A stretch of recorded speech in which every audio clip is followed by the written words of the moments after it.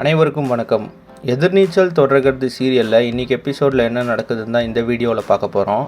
பார்கவிக்கு புடவை எடுக்கிறதுக்காக எல்லாரும் புடவை கடைக்கு போயிருந்தாங்க.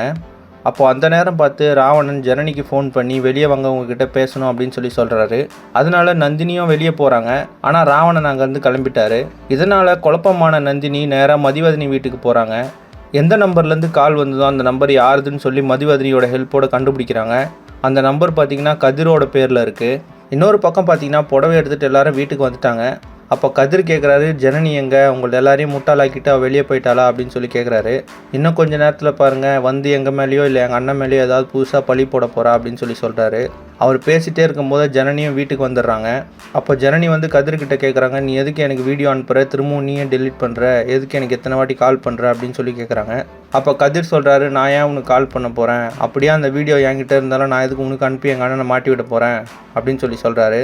உடனே ஜனனி வந்து நீ எனக்கு எத்தனை வாட்டி கால் பண்ணுன்னு சொல்லிட்டு நான் காட்டவா அப்படின்னு சொல்லி நந்தினி கிட்ட அந்த நம்பரை காட்டி இந்த நம்பர் கதிர்து தானா அப்படின்னு கேட்குறாங்க.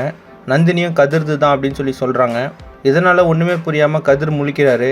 இப்போ கதிரை வச்சு ராவணன் புதுசாக ஆட்டத்தை ஆரம்பிக்கிறாரு. இந்த ஆட்டத்தில் மாட்ட போகிறது ஜனனியா இல்லை ஆதி குணசேகரனா அப்படின்றத அடுத்தடுத்த எபிசோடில் பார்த்து தெரிஞ்சுக்கலாம். இந்த மாதிரி எதிர்நீச்சல் தொடர்கிறது சீரியல் அப்டேட்ஸ்க்கு நம்ம சேனலை சப்ஸ்கிரைப் பண்ணுங்கள், ஃப்ரெண்ட்ஸ் அண்ட் ஃபேமிலிக்கு ஷேர் பண்ணுங்கள். நன்றி.